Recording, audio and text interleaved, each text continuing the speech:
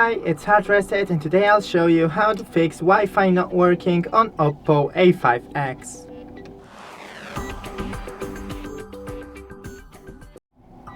So first, go into the Wi-Fi settings, disable and enable Wi-Fi, and now if it's still nothing, then try to forget the Wi-Fi. Then find it once again. It's not this, it's this.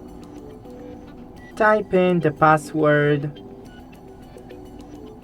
and try. If it's still not working, then try to restart the router and your phone, but I don't have access to my router right now. That's it, don't forget to leave a like and see you in the next one.